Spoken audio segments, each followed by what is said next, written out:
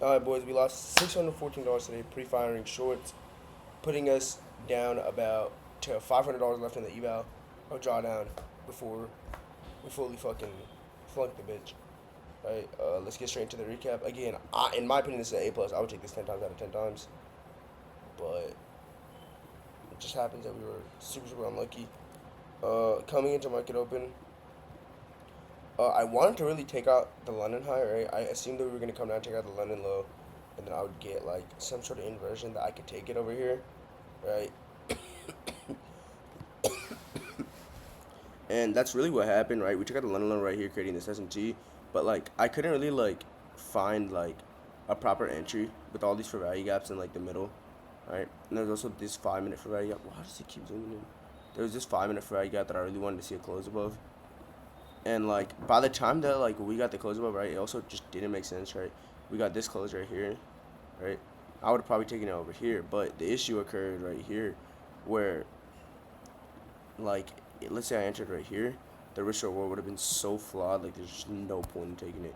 So then I was like, fuck it, I'm gonna take shorts, right? If we can get a good reaction off the London high, which is what is it? Why is everything malfunctioning?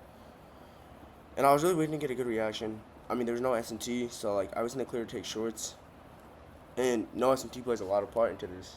Uh, we get a reaction off of the high. We get a perfect uh, close off this 1 minute imbalance. I enter for like a 1 to 1.5, right?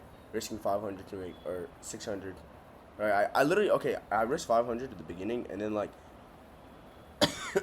I moved my stop loss up, which also fucked me more because like I really prefer these too far. I think what really happened is here we ended up reacting off of this 1 minute fair value gap on the ES. However, like the indexes really aren't correlated because we don't have an SMT.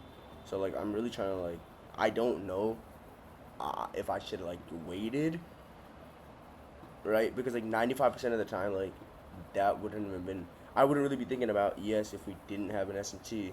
So I guess you could say like I should have been more wary about that, but then again, like in no scenario does that ever matter because the indexes aren't correlated right now because there's no S and T. They're correlated, but they're not like correlated to where one has an edge and one doesn't. If that makes sense, like one is leading and one is lagging. Like ES isn't leading in this scenario, so like I don't see the need to wait for this to close or to even go break even here. I feel like this is a bad break even.